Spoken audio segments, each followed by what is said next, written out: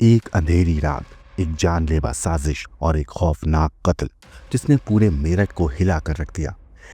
एक पत्नी जिसने अपने ही पति के खिलाफ रची खतरनाक साजिश और एक सनकी प्रेमी जो तंत्र मंत्र और अंधविश्वास के जाल में बुरी तरह फंसा हुआ था। ये कहानी सिर्फ एक हत्या की नहीं, बल्कि इंसानी दिमाग के सबसे डरावने कोने में छिपे पागलपन और वहशीपन की भी है। 4 मार्च की रात सौरभ राजपूत अपनी मौत से बेखबर था। उसके घर में वो लोग बैठे थे जिन पर उसे सबसे ज्यादा भरोसा था, लेकिन उसने कभी सोचा भी नहीं होगा कि उसकी ही पत्नी उसकी मौत की साजिश रच रही है। शराब में जहर मिलाने की पहली कोशिश नाकाम रही, लेकिन इस बार कोफ्ते की सब्जी में मिलाया गया नशा काम कर गया। सौरभ बेहोश हुआ और फिर मुस्कान ने पहला वार किया। साहिल ने उसे खत्म किया। फिर शुरू हुआ इस कत्ल की सबसे डरावनी और वहशी सच्चाई। सौरभ की लाश को टुकड़ों में काटा गया, ड्रम में भरा गया और सीमेंट से हमेशा के लिए दफनाने की कोशिश की गई, लेकिन किस्मत को कुछ और ही मंजूर था।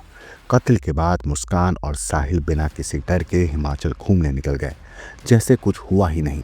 लेकिन पुलिस जब सच्चाई की परतें हटाने लगी तो जो कुछ सामने आया उसने सबको झंझोर कर रख दिया। साहिल शुक्ला एक ऐसा इंसान जो खुद को अपनी मरी हुई माँ से बात करने वाला समझता था, जिसकी दीवारें किसी साधारण घर की नहीं बल्कि एक तांत्रिक अनुष्ठान स्थल की तरह लगती थी, जहां भोलेनाथ की तस्वीरें, लाल और काले रंग के रहस्यमय तांत्रिक चिन्ह और अजीबोगरीब अंग्रेजी में लिखे वाक्य थे। ये कमरा किसी आम आदमी का नहीं बल्कि एक मनोविक्षिप्त हत्यारे का था। इस पूरी साजिश का सबसे चौंकाने वाला पहलू था मुस्कान की 3 फेक आईडीज। स्नैपचैट पर बनी एक आईडी जो साहिल की मरी हुई माँ के नाम से थी, और उसी नकली माँ से साहिल को मैसेज मिलते थे, मुस्कान अच्छी लड़की है, तू उसके साथ खुश रहेगा। ये वो अंधविश्वास था जिसने एक मासूम की जान ले ली, जिसने एक हत्यारे को और ज्यादा वहशी बना दिया, जिसने एक खौफनाक अपराध को जन्म दिया। अब जब पुलिस के हाथ ये राज लग चुका है तो सवाल ये उठता है, क्या अंधविश्वास एक इंसान को इस हद तक गिरा सकता है? क्या प्यार के नाम पर कोई इतना वहशी हो सकता है कि वो अपने ही पति का वध कर दे? और सबसे बड़ा सवाल, क्या ये सच में सिर्फ एक हत्या थी या इसके पीछे कुछ और खौफनाक था? वैसे आपको बता दूं कि इस केस में अब नए नए खुलासे हो रहे हैं।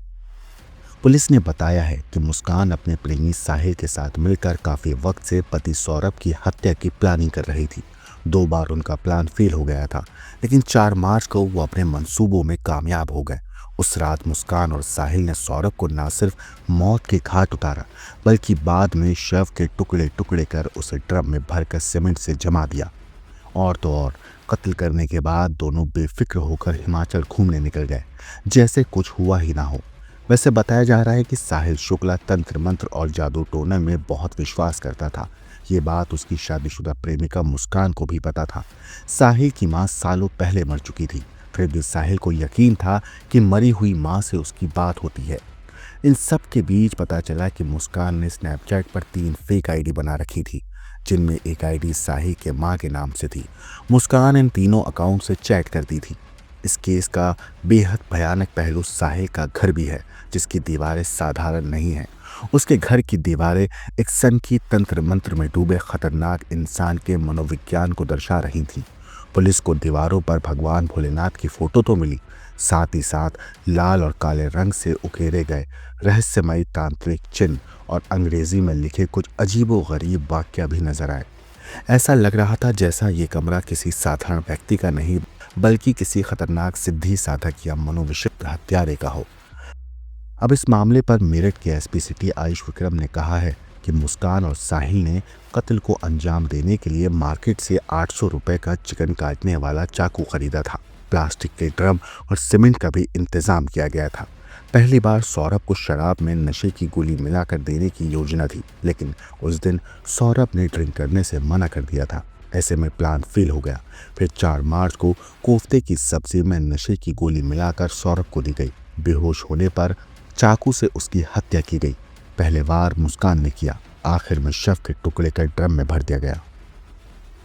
दरअसल साहिल शुक्ला हद से ज्यादा अंधविश्वासी था। उसकी मां नहीं थी, मगर उसने अपनी मां के नाम पर स्नैपचैट पर एक अकाउंट खोल रखा था। उसे लगता था कि उसकी मुर्दा माँ उससे बात करती हैं। यह बात मुस्कान को भी पता थी। मुस्कान ने अपने भाई के नंबर पर एक अकाउंट खोला। उसी नंबर के जरिए वो साहिल को उसकी माँ बनकर मैसेज करती थी, मुस्कान अच्छी लड़की है, तू उसके साथ खुश रहेगा। इस वजह से साहिल मुस्कान से और ज्यादा प्यार करने लगा था। इतना ही नहीं, इसी अंधविश्वास के चक्कर में वो मुस्कान को ये भी कहता था कि सौरभ का वध वही करेगी। ब्यूरो रिपोर्ट, क्राइम तक।